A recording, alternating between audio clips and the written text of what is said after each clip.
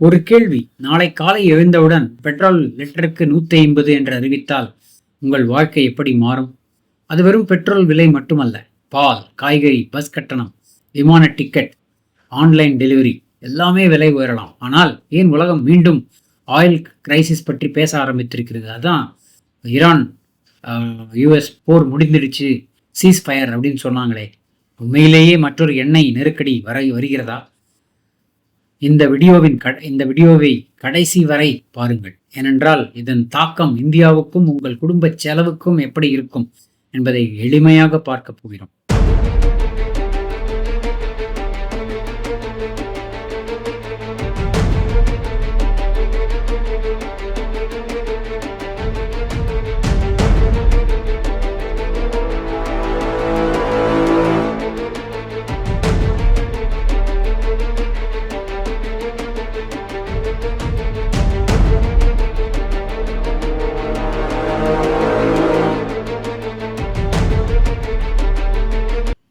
முதலில் oil crisis அப்படின்னா என்ன?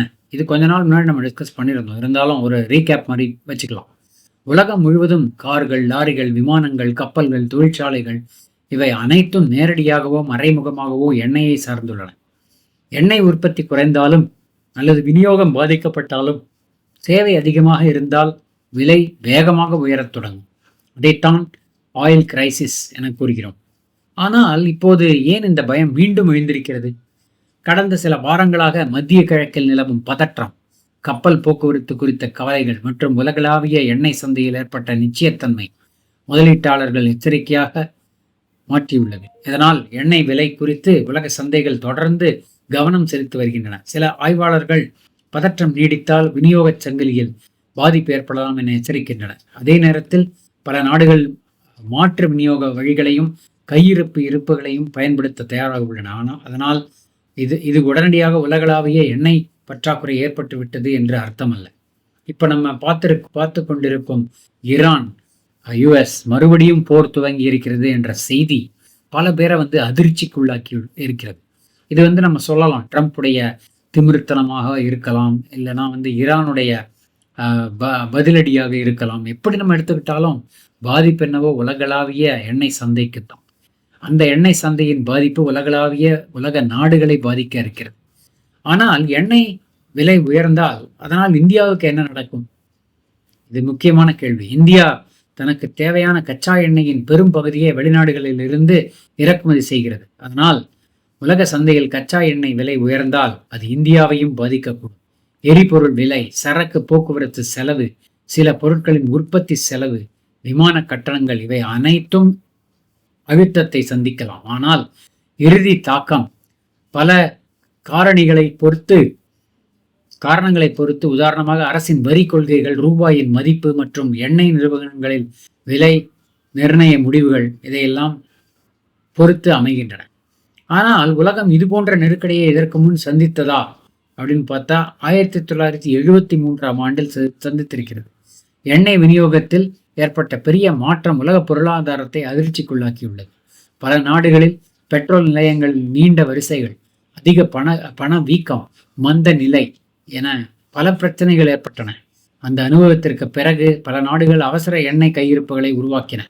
புதிய எரிசக்தி தொழில்நுட்பங்களையும் முதலீடு செய்ய தொடங்கின. அப்படியானால் இந்த முறை உலகம் தயாராக இருக்கிறதா? இன்று நிலைமை 1973 போல அல்ல. பல நாடுகளிடம் அவசர கச்சா எண்ணெய் இருப்புகள் உள்ளன. அதே நேரத்தில் மின்சார வாகனங்கள், சூரிய ஆற்றல், காற்றாலை மின்சாரம் போன்ற மாற்று எரிசக்தி பயன்பாடும் அதிகரித்து வருகிறது. எனவே ஒரு பிராந்தியத்தில் பதற்றம் ஏற்பட்டாலும் உலக சந்தை அதை எப்படி சமாளிக்கிறது என்பதே முக்கியம். ஆனால் சாதாரண மக்கள் இப்போதே என்ன செய்யலாம் அப்படின்னு பார்த்தா, எண்ணெய் விலை உயர்வது பற்றி கவலைப்படுவதற்கு பதிலாக நாம் செய்யக்கூடிய சில விஷயங்கள் உள்ளன. தேவையற்ற வாகன பயணங்களை குறைப்பது, பொது போக்குவரத்தை அதிகம் பயன்படுத்துவது, எரிபொருள் சிக்கனமாக ஓட்டுவது மற்றும் குடும்ப செலவு திட்டத்தை முன்கூட்டியே அமைப்பது இவை அனைத்தும் உதவும். ஒரு உலகளாவிய பொருளாதார மாற்றம் வந்தாலும் தயாராக இருப்பவர்கள் அதை குறைவாகவே உணர்வார்கள்.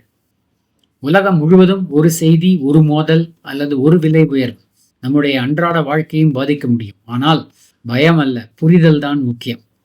நம்மை சரியான முடிவுகளை எடுக்க இந்த புரிதல் உதவுகிறது. நீங்கள் என்ன நினைக்கிறீர்கள்? இந்த உலகம் இன்னொரு ஆயில் கிரைசிஸை சந்திக்குமா அல்லது இது தற்காலிக பதற்றம் தானா?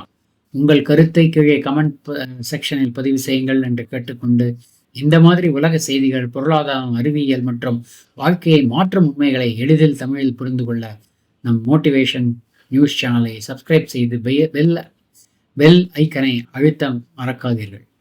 அடுத்த வீடியோவில் மீண்டும் சந்திப்போம். நன்றி, வணக்கம்.